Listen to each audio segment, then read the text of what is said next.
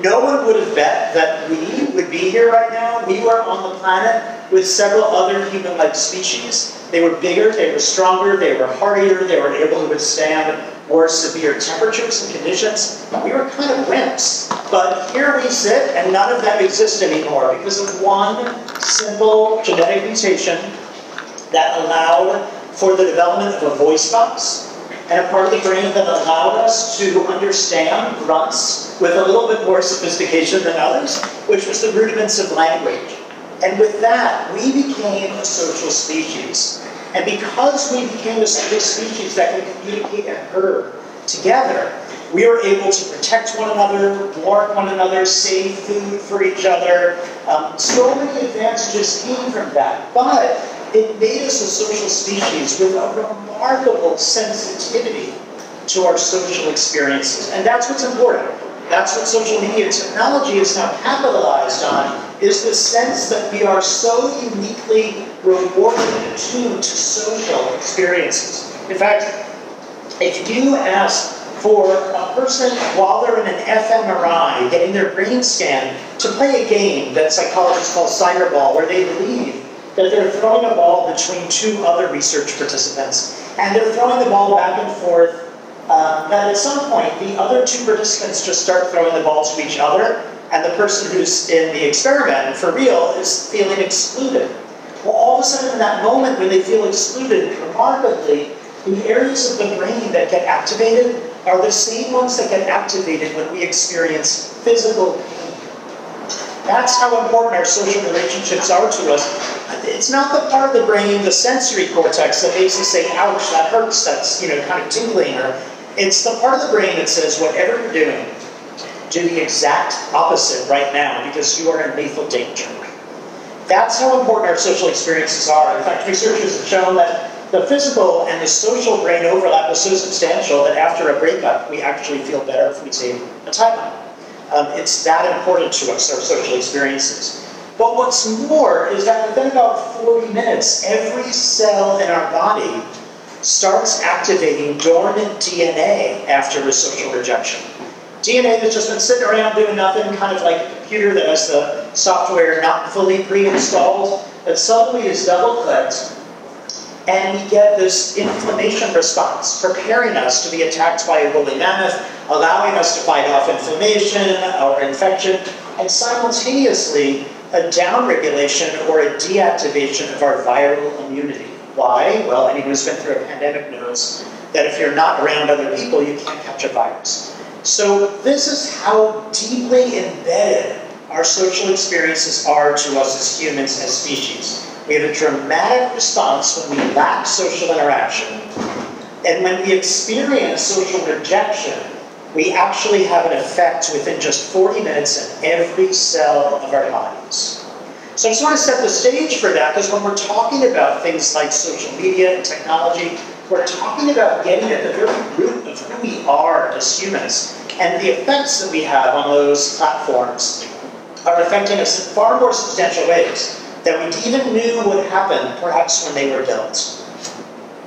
Okay, so we're talking about social media, and I know people often say, we've had technology for such a long period of time, and there have been all kinds of things, the printing press, the telephone, the email. Why social media? Why all of the hubbub about this particular approach? Well, it turns out social media has simultaneously changed how we engage in a social context. It's changed our social lives in a bunch of different ways. We can now talk with one another at different points in time. Whatever we say is a matter of permanent public record. We're supposed to be available at all. I remember when it was uncool to call someone after 10 o'clock. That was rude. But now, people can text you, and you text them back at any hour of the day. And if you're a teenager, you might be expected to be online and like someone's post at any hour of the day. All of the sophisticated machinery that we have in our bodies in order to catch every social signal, verbals, non-verbals, innuendo, glances, eye contact, it's all been dumbed down to either the presence or the absence of a thumbs up. Right? So this is a very different form of social communication. And we now actually vote on each other. I liked your idea. I didn't like your idea. I like you. I don't like you. I'm talking, I'm getting numbers, I'm logging in, I'm seeing how many people liked what I had to say. We just didn't have that before in the same way. It's a very visual medium. We can now post pictures of ourselves and say, tell me I'm hot. Immediately. You tell me, you tell me, you tell me. You know, we don't have an analog for that in the 1980s, right? We don't have a way that we kind of put the emphasis on our physicality with quantified votes. But perhaps most important is that for the first time in the history of our species, we are now outsourcing some of our social decision-making to a computer. It tells us who to be friends with. It tells us in what order to see their posts, when too long has gone before we respond to them. It tells us the order in which we see what they have to say, and that's something that's different about our social interactions.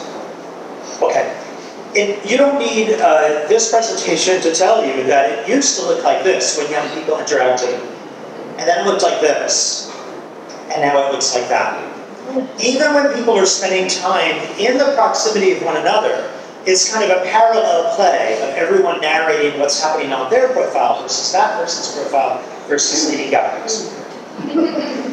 So I want to just, heat off some of the questions about the youth mental health crisis in social media. Is social media the singular cause of everything we know about the youth mental health crisis? No, I don't believe it is. It may not be making things any better, but we want to take a balanced and objective perspective here.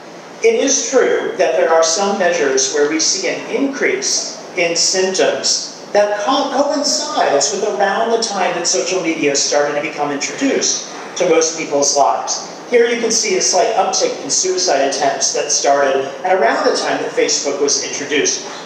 You can see, of course, there are actually higher rates years even before that, so I think that's important to note. We don't see the same things, though, with substance use. We see it a little bit when it comes to sadness or depressive symptoms. We don't see it when it comes to body image concerns, despite how visual social media is. So it's a little bit hard to conclude that this is the singular cause, especially when in the last few years we've seen a pandemic, we've seen an increase in violence in the schools, we've seen concerns about the climate, polarization.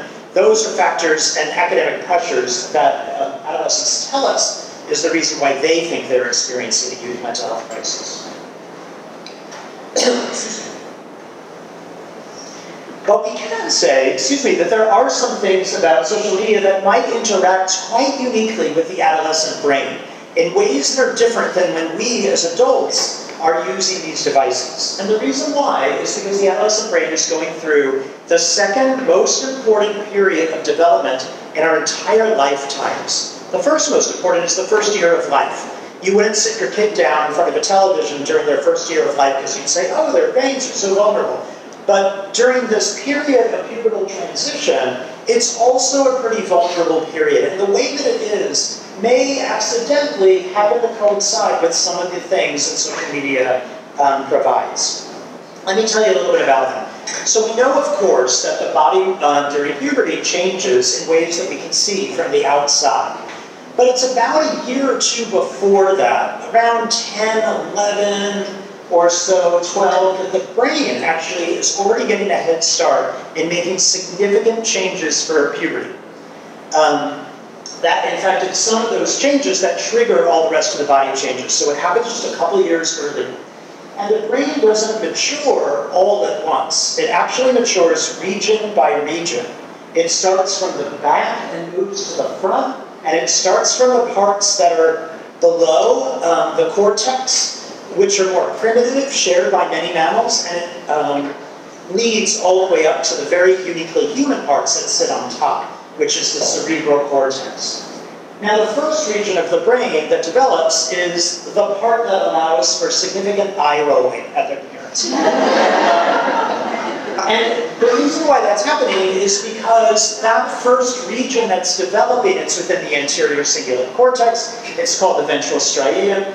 And what's happening there is that suddenly there are all kinds of receptors growing for two substances that I bet you've heard of: oxytocin and dopamine. Oxytocin makes us want to bond with our peers more than our parents, it looks like someone suddenly coming home and saying, oh my God, this person sits at this table, and that person sits over there, and you're never going to believe who's friends with whom. This kind of real strong desire to notice and care about peer networks. Dopamine makes it feel real good when we get attention, reinforcement, people agreeing with us, and we get very, very scared and concerned about punishments in the social environment. So a lot of parents, when they say, oh, suddenly they have nothing to do with me, and they're rolling their eyes, one way to say that is, good, your child's brain is developing exactly the way that it should. That's a very good sign. In fact, we know that that means that starting at around the age of 10, kids become very hypersensitive to peer feedback. Now, there are many other areas of the brain that, of course, are going to develop and change, but actually the last area of the brain to develop is the very front here, this area that's in pink. It's the prefrontal cortex, just below the forehead. And the prefrontal cortex is the area that makes us inhibit ourselves from following every possible impulse. It's kind of like the brain's brakes. It helps us to think carefully about risks and consequences before we just follow our urges. That doesn't fully develop until the age of 25, if at all. So this means that we have just a built-in normal human developmental vulnerability window between the ages of about 10 to about 25. Obviously, it's different for every kid. Now, importantly, this happens to be the time when now kids might have the opportunity to get introduced to a device. They might be introduced to unfettered access to that device, and now we have platforms that allow them to pursue that social feedback in ways that we just didn't have back then, right? But now they can have 24/7 access to peers in a way that is just a natural craving. There's even research that demonstrates that adolescent mice, they go through adolescence in 1 week, but during that week, they prefer to spend more time with other adolescent mice than adult mice. It's a very common and normal process to go through. All right, so let's get into talking about social media. It's not a homogeneous experience. If so many people will say to me, how many hours, how many days, how long? And I say, if your child is on social media to read the New York Times feed and then discuss current events with their friends, 23 and a half hours is over. But if they're going on and they're seeing some of the more dangerous kinds of things on there, we'll talk about that a little bit, and that's different. So when we're talking about social media, it's really a little bit more complex. In fact, you might think of it as involving at least 3 parts. What is the content that they're seeing, and what is the content that they might be producing? What are the functions of social media? Is there a like button? Is there a follower count? Is there an opportunity for direct messaging? And then, is there artificial intelligence? And what's that artificial intelligence doing? So that starts to make it a little bit more complicated. It is not the case that kids go to sleep on the evening that they, at the last night of their 12th year, and they are filled with vulnerabilities and risks, and then they wake up on their 13th birthday suddenly immune to all potential harms. So while there are age guidelines in some states now, or talking about age cutoffs, it's really important that parents are instead thinking about their own child's strengths and vulnerabilities. And every child is different. There may be some 9-year-olds who are way more prepared than a 17-year-old. So it really is about being the expert on your own child. We have to understand that social media reflects, and in some cases exacerbates, what's happening in the world around. Human programmers have created some of the decision rules, so things like even bias and racism are kind of built into some of what we're seeing online. We have to recognize that's part of what's happening here.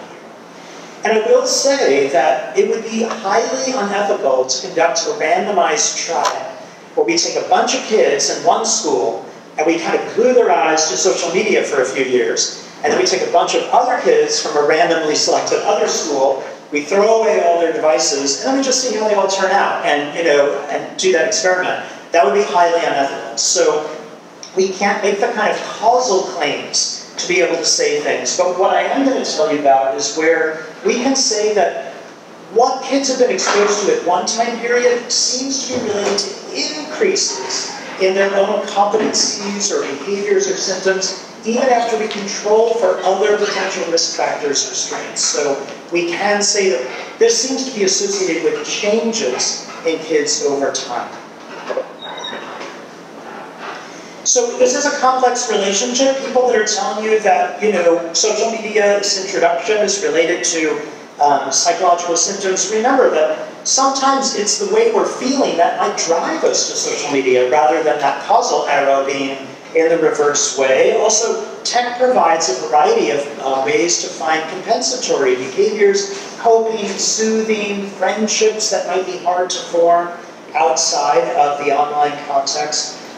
Teens can can learn skills online, but also another thing that's confusing is we have to think about for every minute that a child is using technology, that's a minute that they're not doing something else with their whole brain. So what are they missing? And might it be that it's the thing that they're missing that is related to some sort of an outcome? So it gets really complicated, of course. The way that we're thinking about it, what I'm going to talk about for the remainder of this presentation is under which conditions and for which children might there be certain parts of social media, the content or the features, that might help kids or that might harm kids. And I think that's not a good soundbite, so you're not going to see that kind of posted somewhere, but that's the way that scientists have been more recently thinking about the role of social media, and it might be a good framework to think about the decisions that are right for your community and your family, because it is so different for each individual. So I'm going to very quickly run through the answer in 9 different ways, and this is how scientists have been thinking about it, very, very briefly. First, it's important to note that there are many ways that people have found that social media can be quite helpful to kids' adaptation. For instance, particularly for those who don't feel that they have a community of others in their offline worlds that share their identity. That could be their racial or ethnic identity, their gender or sexual identity. There is an opportunity, if you're not finding that offline, to find that community online. And that can be a really important resource that is related especially to coping with minority stress, with the feeling of being one of very few who shares your identity, and experiencing the kinds of aggressions or hardships that come from that minoritized experience. So the online environment can be important for that reason. In particular, it's also a really good place to get social support. Hey, if your goldfish passed away, you would probably not run into work and say, oh my God, everybody, before we start the meeting, my goldfish just passed away. And the meeting would not kind of be upended by everyone having something to say. But if you post that online, within minutes, you'll have dozens of people sharing funny comments and memes and support and condolences. It's really changed the way in which we're able to share aspects of our lives and the way that we elicit social support, particularly for males who are especially bad at talking about emotionally vulnerable things. There's a way in which there's a sense of, gee, I can really talk about how I'm feeling and get support without having to do it in person. We do have some research that we're getting here at UNC that shows that many kids have what they call online-only friends. These are kids that they're friends with that they will never meet in person ever in their lives, most likely. They might live on the other side of the planet. And these online friendships, particularly for kids who are struggling offline, might be just as high in quality as the friends that others have in school. And in some cases, those online-only friends are able to provide support to buffer the effects of stress, even on severe outcomes like suicidal behavior. So those online friendships could be quite important. We know that during COVID, some of the kids that did the best were the ones that were able to use online devices or platforms, play games or FaceTime or social media in order to have companionship.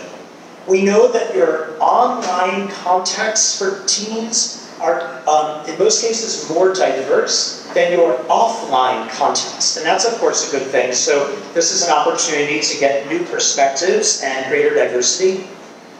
We don't let teens do everything that they say they enjoy, but for what it's worth, adolescents say that they enjoy their time online. We've seen worldwide civic engagement and movements that have happened because of the online community. You know, when I was growing up, I couldn't get a worldwide audience or movement happening just with a few people on Long Island that were on my paper group. But now you get Greta Thunberg, you get, you know, others who are able to really have an audience, which is great.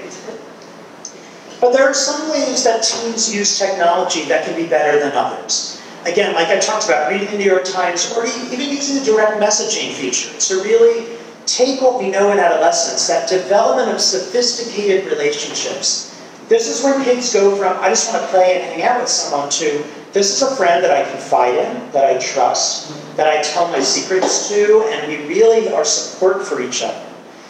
If the social media platforms were fostering that kind of relationship, that would advance and accelerate what adolescence is all about. And you can do that. You can use the direct messaging feature in order to cultivate that kind of a relationship.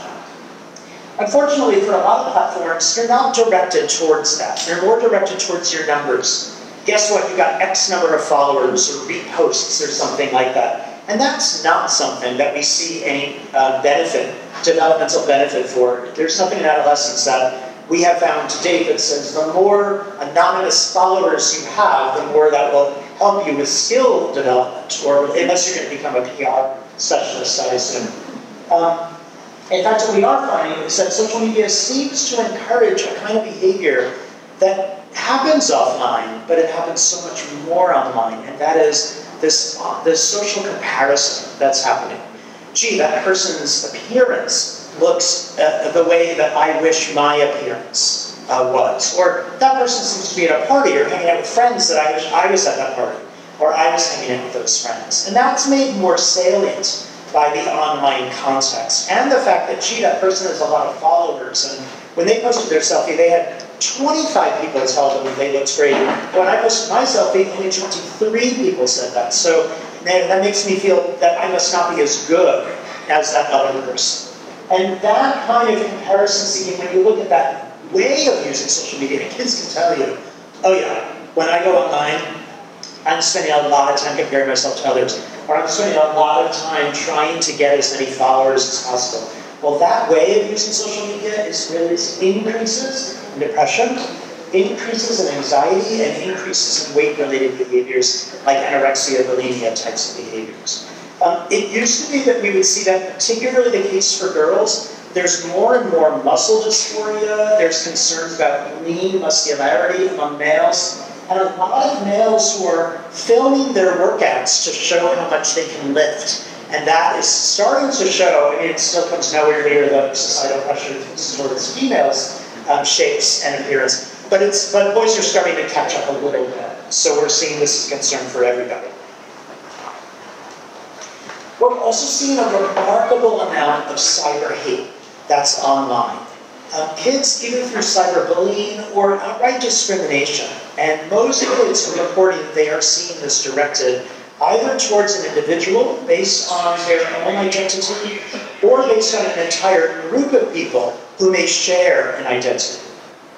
The reason why this is particularly important, beyond the fact that it's obviously spreading hate, is that with so many kids seeing this, we have to understand, we have to be aware that these online experiences seem to be more toxic and harmful than when similar things happen offline.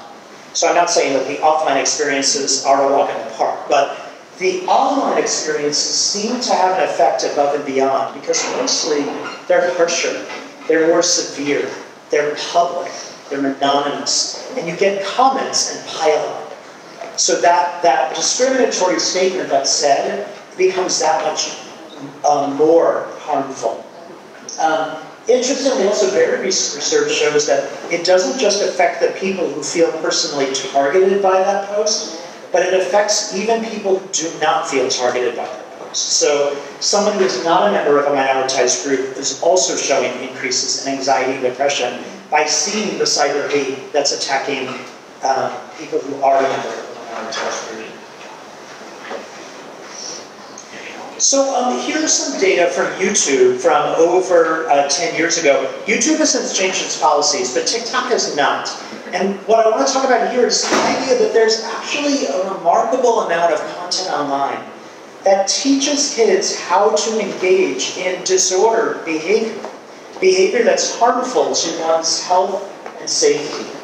So this is referring to videos that are looking at non-suicidal self-injury, which is the act of harming your own body tissue without suicidal intent. Cutting is the most frequent of those behaviors. And researchers looked at videos that were online, and they found that although for those who engage in this behavior, seeing that behavior depicted is a trigger, a very big predictor of engaging in that behavior yourself, the majority of videos actually have no warning to indicate what you're about to watch may be triggering or harmful to you.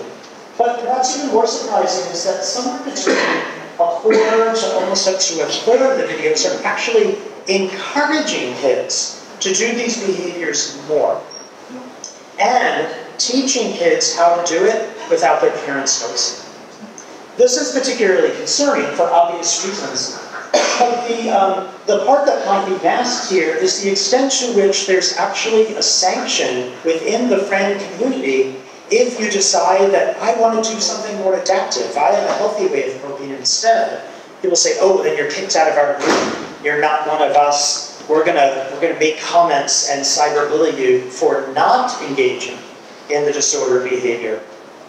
This is particularly the case when you look at sites that are referred to as pro-ana or pro-anorexia sites, where people actually put up images of what's called thinspiration, extremely unhealthy body shapes, and images that are encouraging people to fast, binge, purge, excessively exercise, to create poetry that espouses the values of pro-anorexia behavior and rules to be in the pro-anorexia group. One interesting study decided to test this by going on to TikTok and setting up a profile.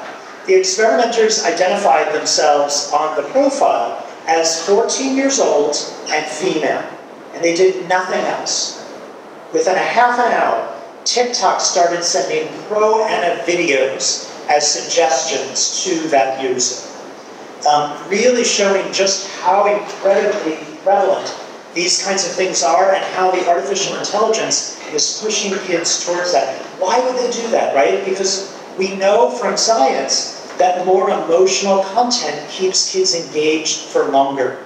So they push provocative emotional content because kids will stay on the platform for longer that way.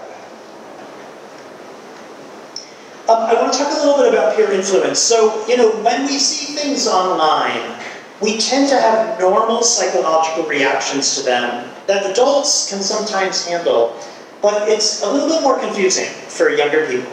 So imagine that you're reading something in your favorite news outlet, and you dare to go to the comments section of an article that you read. Well, we all do this. You look at the comments section, and I promise you that someone has written something in the comments that espouses a viewpoint that you would spend a lifetime opposing. Something absolutely just remarkably polarizing, perhaps. Well, we all have a choice in that situation. We could say, wow, I see 3 of those comments. There must be 3 people in the world who have really extreme viewpoints. Where we say, oh, that's half the country that probably thinks that way. We engage in a process called overgeneralization. It's very adaptive that we do that. We have no way of knowing what everyone thinks, so we have to make estimates of everyone around us. The problem is that kids do that too. And they're doing that in a way that is sometimes even more complex.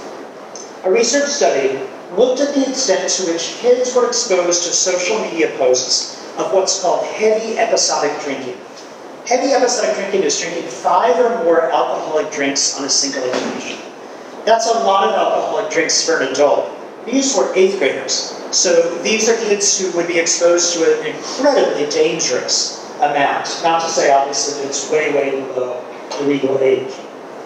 But once kids saw these posts saying flippant things about using alcohol, and they saw that those posts had likes attached to them, it then was related to increases in the next few weeks of them believing that most of their 8th grade peers probably think it's absolutely safe and okay to have 5 or more alcoholic drinks. They did not think that before the posts, they did think that after they saw the posts. And then they followed them even a few weeks after that, and they found that once kids believe that about their peers, they were more likely to have their first episode of heavy episodic drinking in 8th grade. Really demonstrating that link between what we see online, how it affects what we think people believe, what they consider acceptable or unacceptable, and then that leads to changes in our own behavior. That's a green screen. The good news is that this process could be used for adaptive behaviors, right? Like, I think community service is cool. Yeah, let's go help people at the library. That could lead to a similar process. But again, those posts may not be prioritized by the algorithm because those don't elicit the same emotional response. So although the internet could be used for good, it unfortunately more often we hear is being used in ways consistent with this. So when I grew up, I would go home from school and I would be interested in social interaction with my friends. I would call them up on a landline. And if they were unavailable, I would get what we used to call a busy signal. Or, before the answering machine was developed, the phone would just ring and ring and ring. And that created a natural stopping point for my social interactions. I would have to cope with whatever was on my mind all by myself, with my own resources. I would have to focus on my homework, or I would decide that I would try again later, and I would get a natural break from interacting with my peers until I wanted to go out into the neighborhood. Kids don't have that luxury today. And as a result, one of the things that surprised us so much in doing this research is how many kids are telling us we are so stressed by the social media platforms and our usage of technology. And when researchers have asked them, tell us more about this stress, they have defined it with 4 different sources of what's called digital stress. One is they're getting notifications from everywhere. I mean, I get this at work a little bit. LinkedIn is telling me something, and my Slack chat is telling me that a coworker wants to talk to me, and my email's going, and someone's texting me, and oh my God, I can't answer all these things at once. But for me, my desire to maintain a social reputation, my oxytocin and dopamine, it's not as supercharged as it is for an adolescent. They feel that each of these things demands their immediate attention. It's very important, and in adaptive and healthy ways, but now we've kind of made it much harder for them to take a break, to say, you know, that stuff's all important to me, but I'm going to focus on something else for the moment. So each time they get on those posts, it's like life or death for them. You know, I've got to pay attention to this.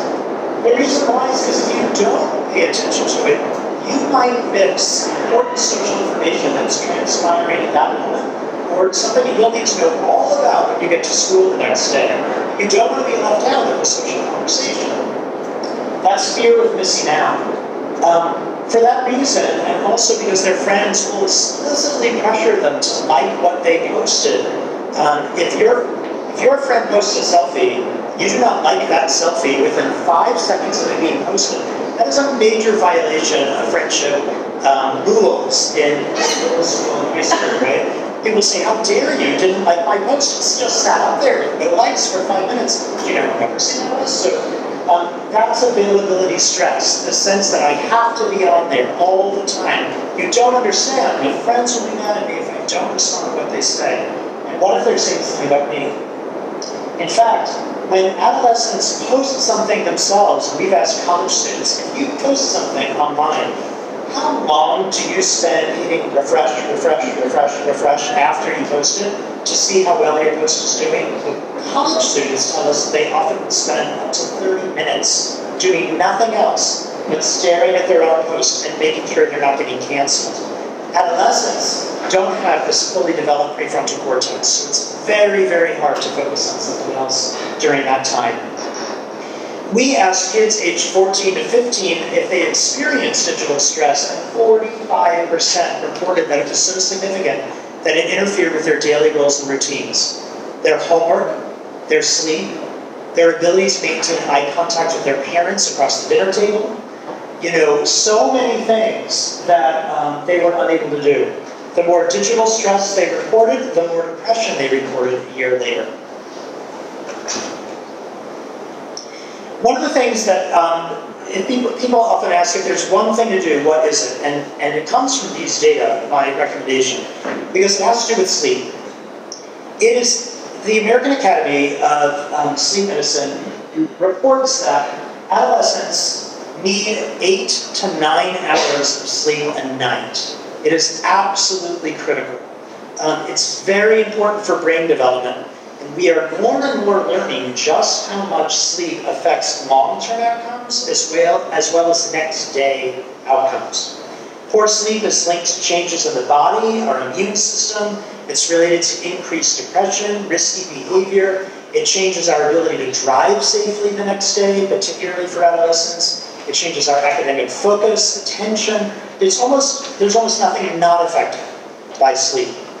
But remarkably, in 9th grade, about 40% of kids are getting the recommended 8 to 9 hours of sleep. By 12th grade, only about 20% of kids are getting that recommended 8 to 9 hours of sleep. Why? Well, research says that a meta-analysis was done. The #1 reason why was because of use of technology. And what are kids doing on technology? The #1 use of technology during those hours is social media.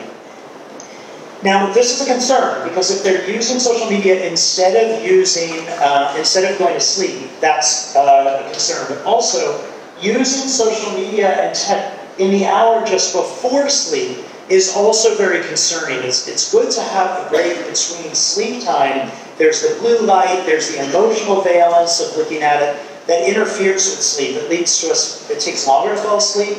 We have more wake-ups in the middle of the night. We have more restless sleep. If we're using a screen, shutting it down, and then hitting our head on the pillow immediately. The reason why this is important is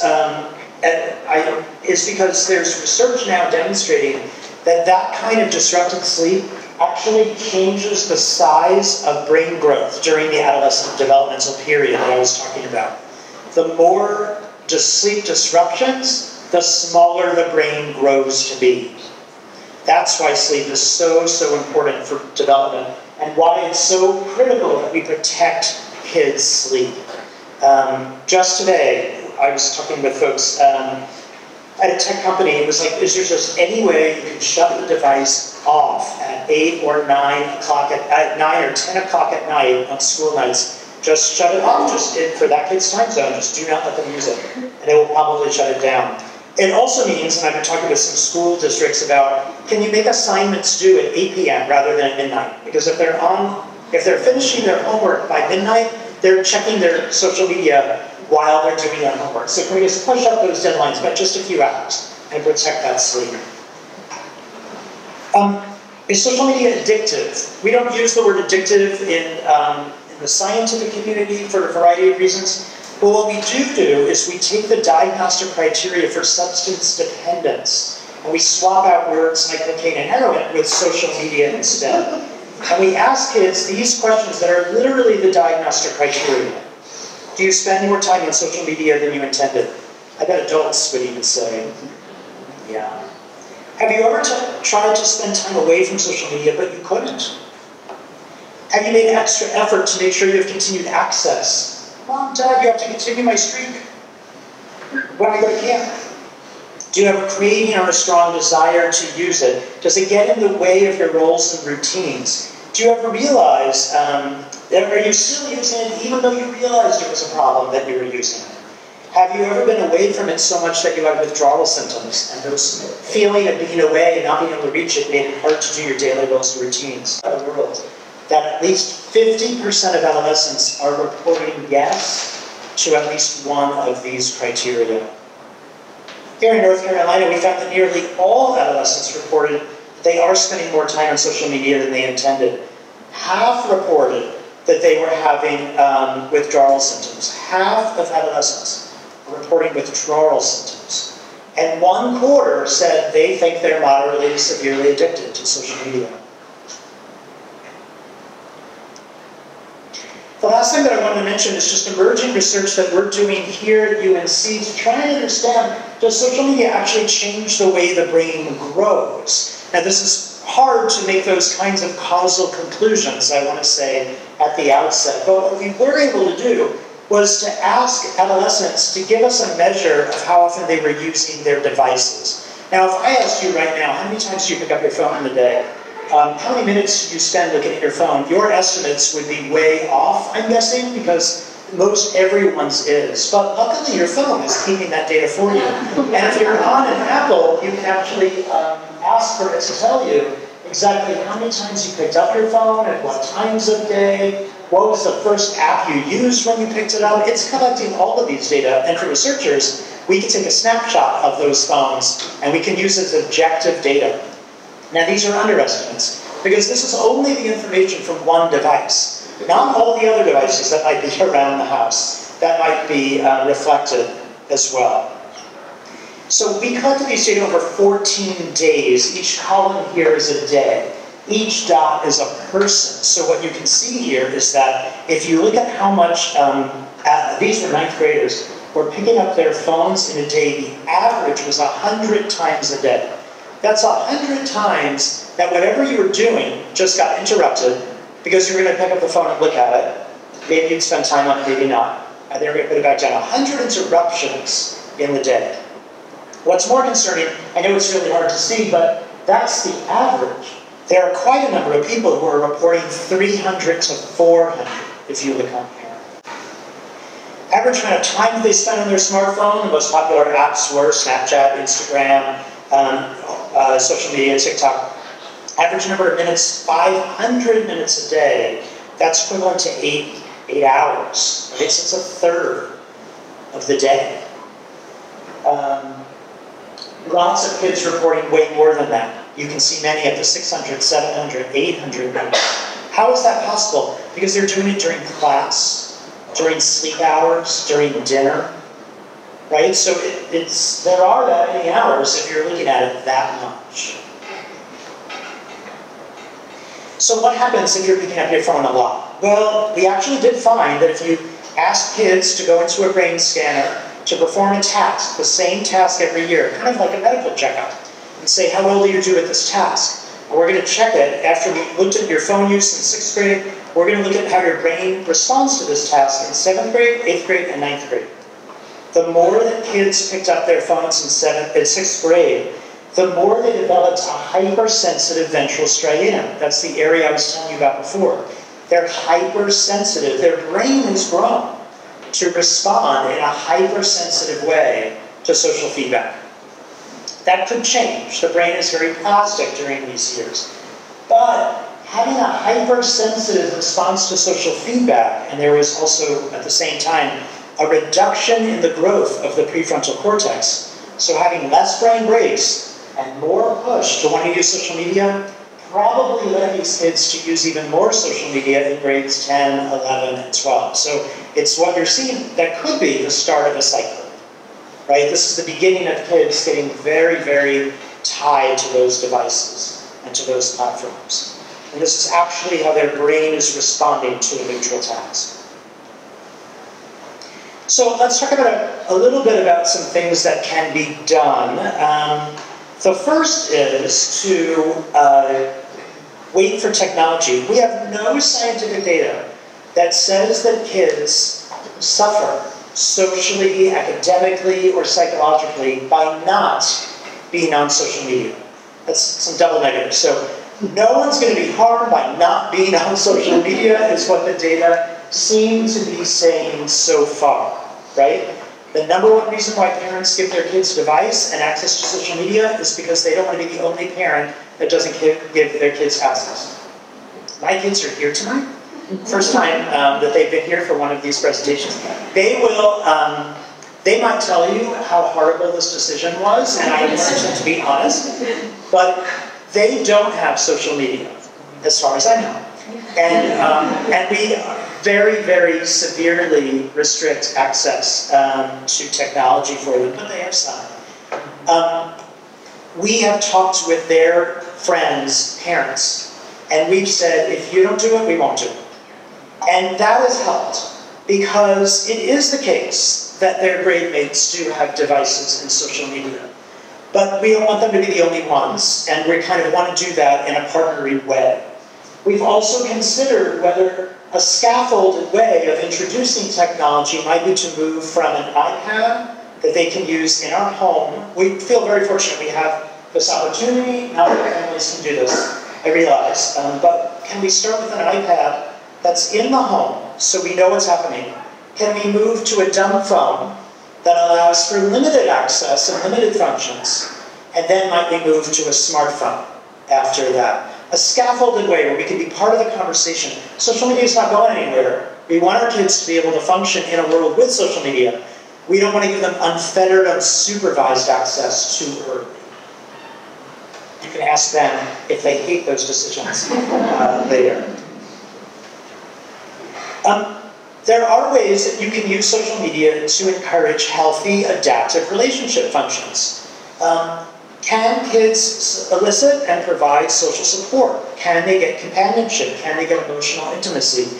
If that's the way that we're talking with kids about how to use it, how to develop those relationships, how to use the direct messaging feature and really focus on that and ignore those counts of followers, that's just silliness. Half of those are bots and they're not real people anyway.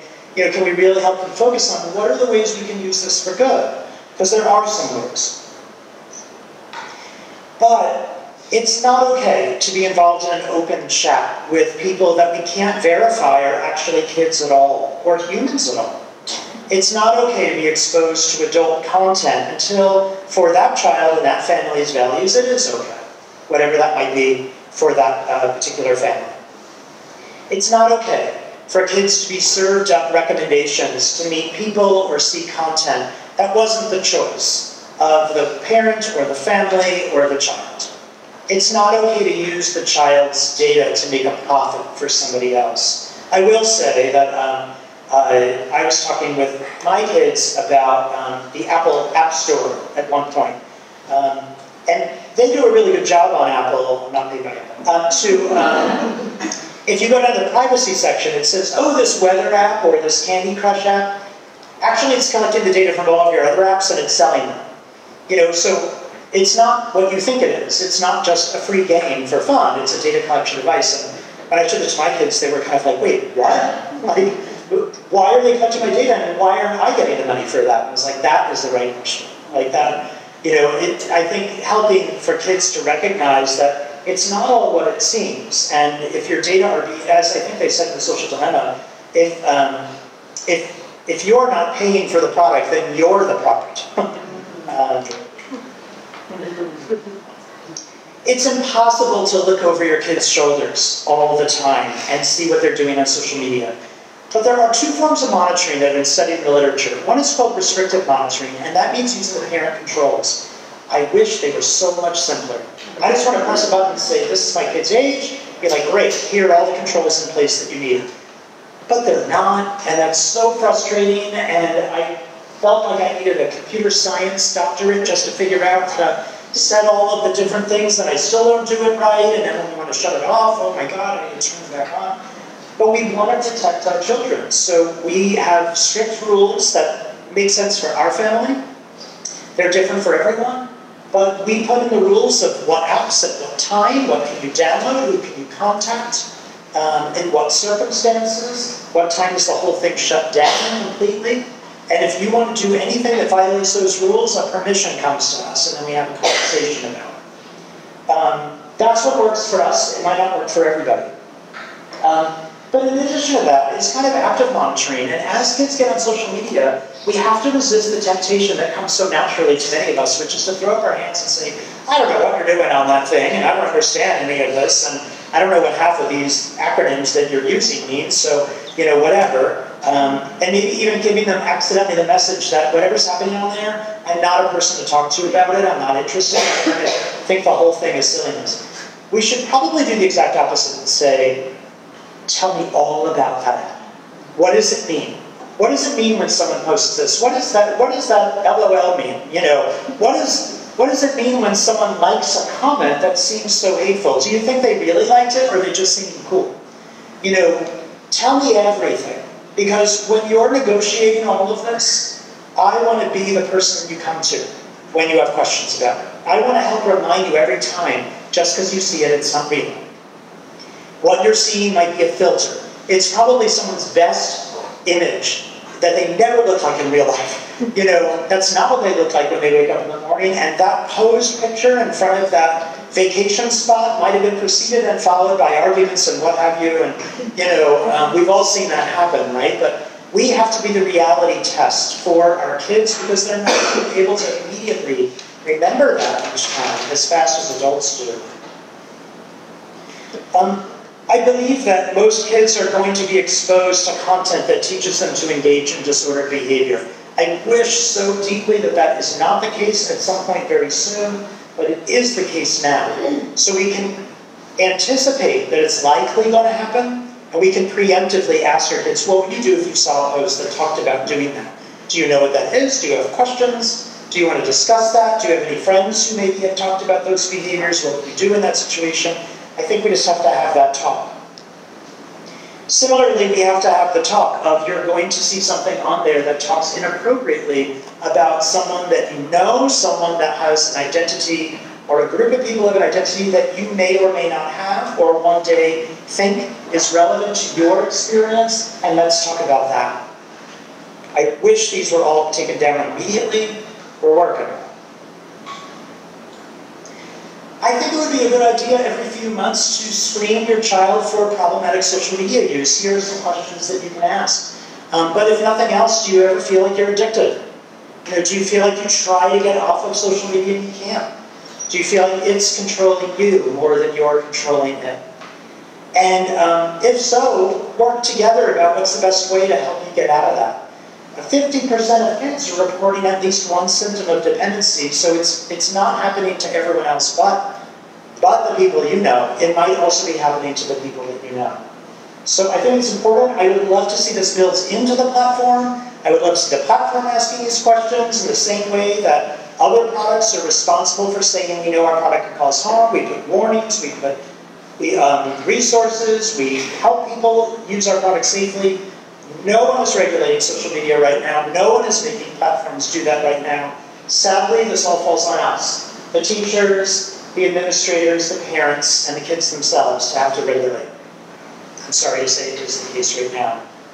Let's all put our devices away at 9 o'clock, like we used to do.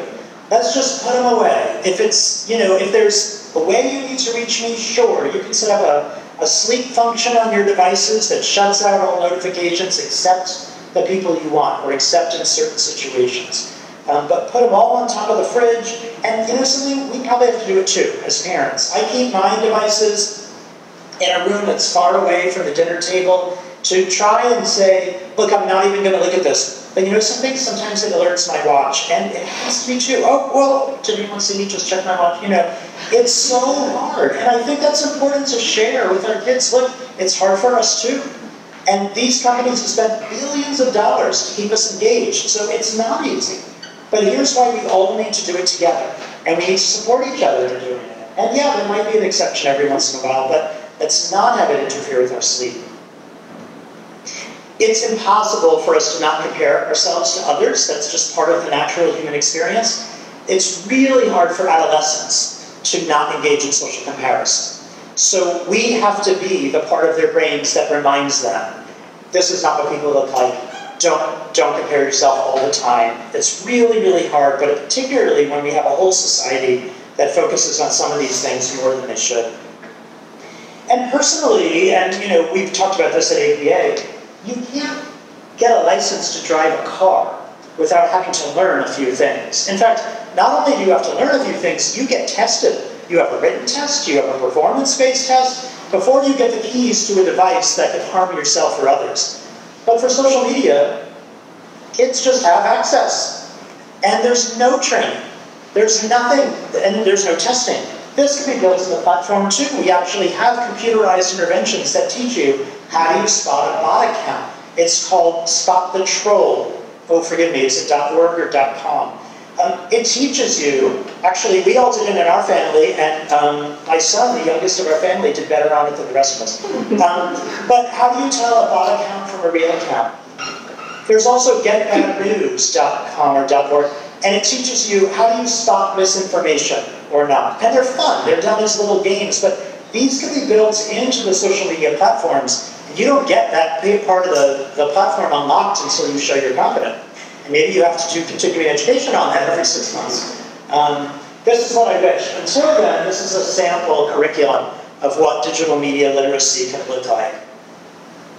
With that, I'm going to say thank you so much for your attention. I hope this is helpful. I'd love to answer any questions. And thanks to a generous donor who gave us the starting seed money for our center here at UNC, they also paid for this book to be free. It's just open access, can be downloaded by anybody. So if you want to learn more about the social media, this is actually a couple years ago now, so it's starting to get a little outdated, but still a useful tool. On social media and mental health, you just go to teensandtech.org and you can download the whole thing for free. And let me stop there. Thank you so much.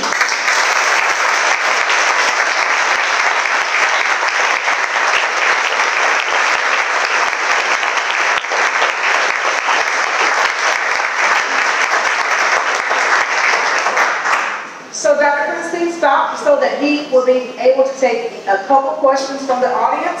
So if you do feel you have a question, we have enough time probably to take about 3 or 4 questions. If you have one, if you'll please stand, and he will acknowledge you so that you can ask the question that you may have. Can we ask your kids? Yes, if they're okay with that. Yeah. And you don't have a microphone, but you'll be able to be heard when you ask your question. How old are you both? I'm 14. I'm 12. I'm curious if your parents have, you know, put some baby steps in before you all get devices. How are you handling your friends who may have devices that you don't have? Like, how was that experience for you? Yeah. Okay. Experts in the crowd here. Yeah, do you feel, like if you have some friends in your class that have phones and some friends, it sounds like, that are close that maybe don't, how was that experience for you? Well, I know that a lot of people in my class do have phones and have social media, and it is interesting to talk about, knowing that they're talking about all these things that happen on social media, and sometimes I don't even know what it is, but I think I'm okay with it, knowing all the things that can happen on social media, all the bad things that can happen. I am okay with not knowing right now.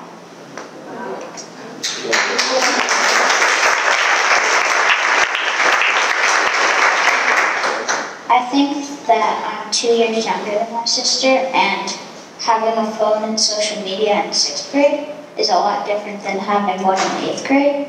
So sometimes when I see some friends, maybe even my close friends that have like phones and social media, I'm thinking that maybe their parents aren't putting the right restrictions on them or doing the right things.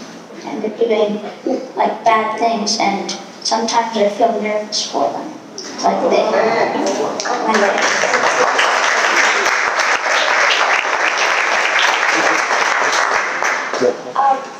Have you spoken to like school boards about your research? Because our schools rely so much on computers, and we have none. I know that in some states they have pouches that students can put their cell phones in, and so we don't have any type of restrictions like that in our school district. So how can we all get on board? Because, I mean, us as parents can come together and say, we're not going to do this, and we're going to just, go support each other, but then somehow someone breaks, that, and they get their phone, their child phone, and so how can we get together with the school board to support us with some of this research? Yeah, there's been a lot of talk with school districts, and it's really complicated, right? And I fully appreciate all the perspectives on this. Especially these days, we want to be in touch with our kids. We want to geolocate them. We want to be able to know that they're safe.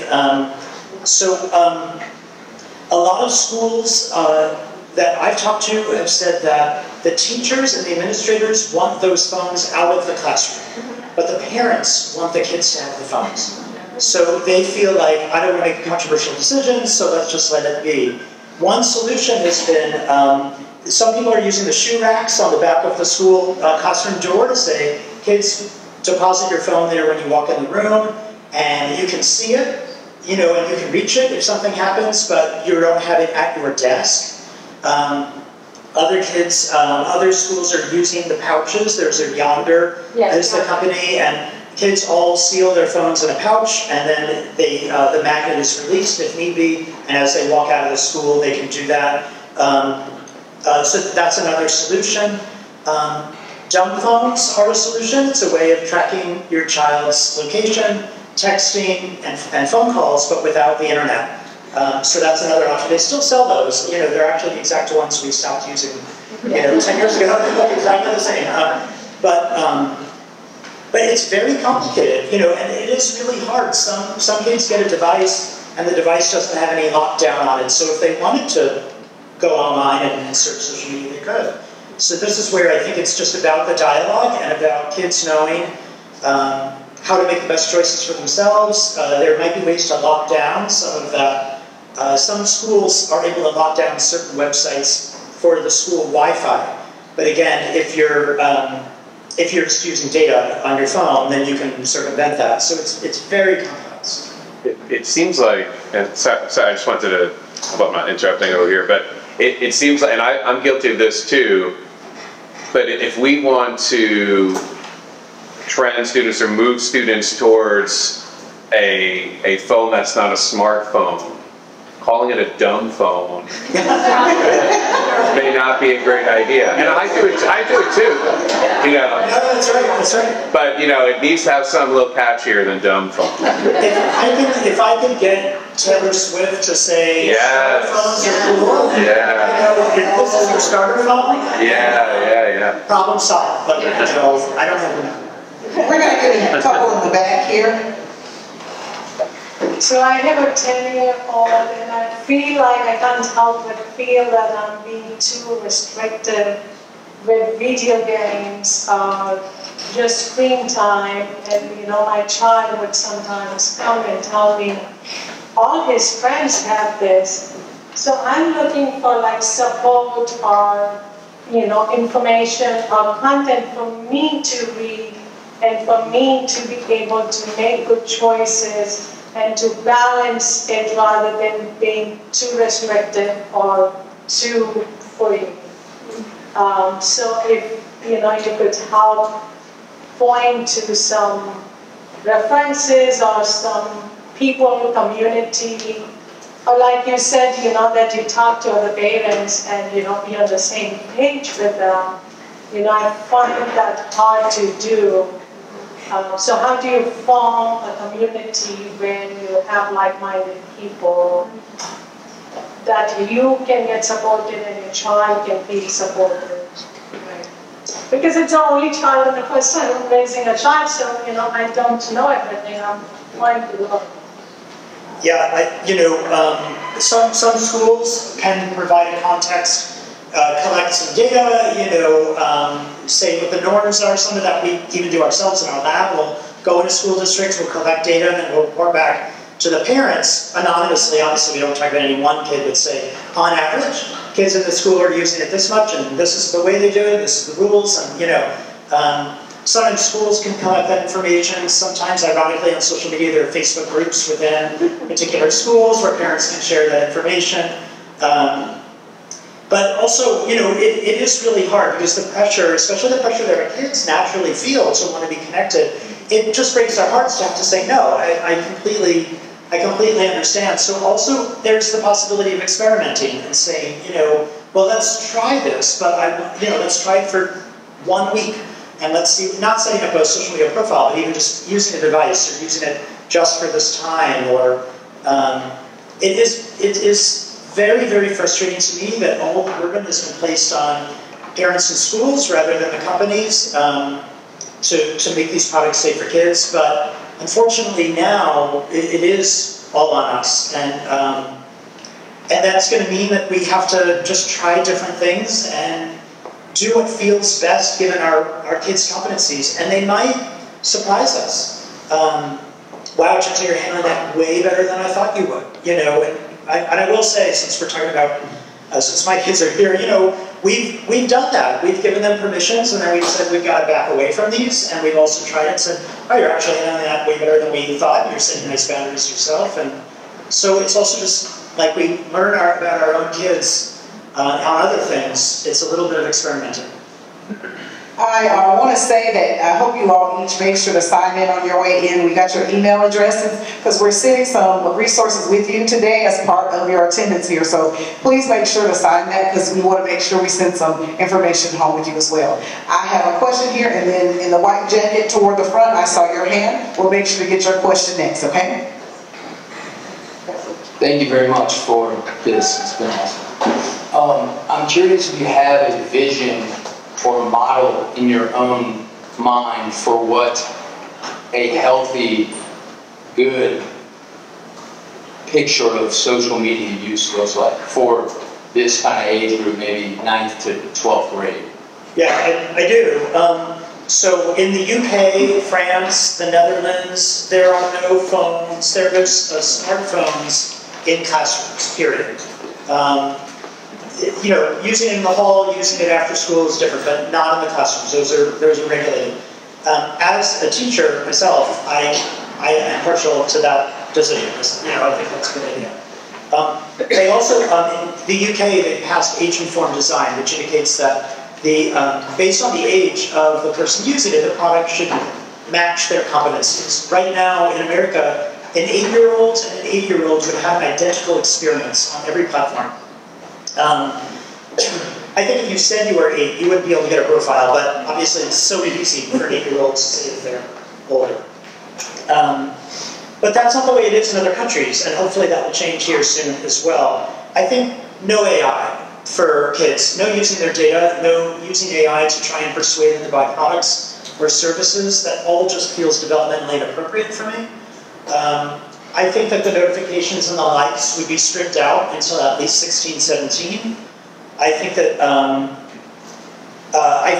the cyber hate and the maladaptive behavior, we know that information is being tagged as soon as it's being that content's produced. Take it down immediately. In short, I just think that the model should be about what's best to ensure child well-being more than what's best to ensure ongoing engagement in the product.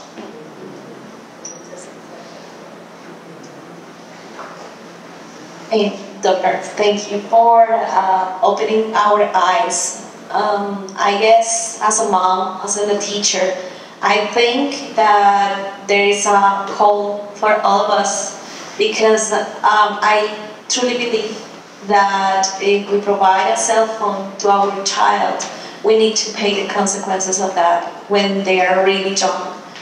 And I am thinking about back at the time when our parents raised us. What is the sense of being a helicopter for our kids? There is no need. We need to trust again to the school, to our neighbors, to our child, get connections through family, through events, get closer to the schools. In that way, our kids are protected.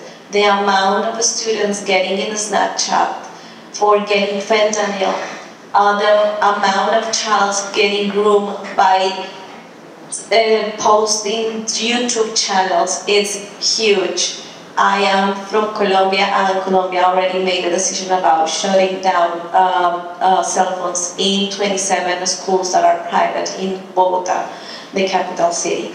And I guess that this is really important for the United States again, to think and consider that you are powerful when you are a community, and there is a huge sense of community if we take a stand. Nothing will happen if you provide a cell phone when the kids are grown enough to make their decisions about many things. I will not give poison to any of my children. It's the same with a cell phone. Thank you so much for your comment. We teach some of this material in a class for undergraduates at UNC Chapel Hill. these are smart kids, and they do a really nice job, and even during the class, we make them take a tech-free day, 24 hours. Don't use your phone, and then write about your experience. At the end of the semester, it's the comments from these 20-year-olds that stick with me so much. What so many of them say is, I wish that my parents didn't give in to my tantrums when I was 12, and they didn't give me the phone. I wish that they had waited, because now I'm a 20-year-old that doesn't get as much exercise, doesn't have as much concentration, doesn't get as much sleep, can't get the work done that I want, I feel constantly stressed, I feel lonely more often than I feel connected. And to me, that resonates as a parent and as a scientist in this area, that we're hearing from the kids who grew up before any of us knew what was happening and how to study this. And they're telling us that they regret that they were allowed to start using all of this when they were in middle school and starting high school. And I'm learning from those students and listening to them very deeply, because I don't want for anyone else to have that regret when they turn 20. At this point, I just want to prepare for us to kind of close things. I want to take a moment and give you all a moment, an opportunity to just show our love and appreciation for Dr. Prinstein for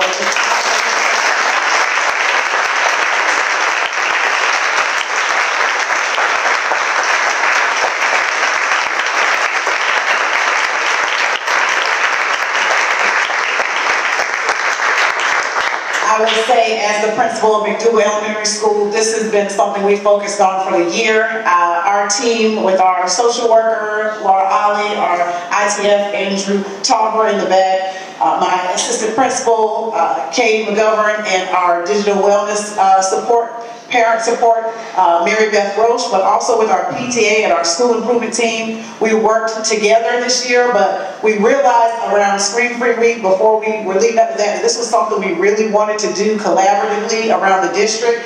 And so just to see this support and realize just how impactful this is, we heard a lot of the data that came from Dr. Prinstein was about adolescence, but we start at the elementary school, because if we can establish the culture that this is what we want to make sure happens for our students, it will carry forward as they move into secondary school. So yes, this is very important. We appreciate the time that has been taken. I want to also thank Greg Davis from our Chapel Hill Carver City Schools publicity team, who is here on behalf of this event, and all of you all who came out. And Dr. Prinstein, we just have a very special dolphin gift bag for you here.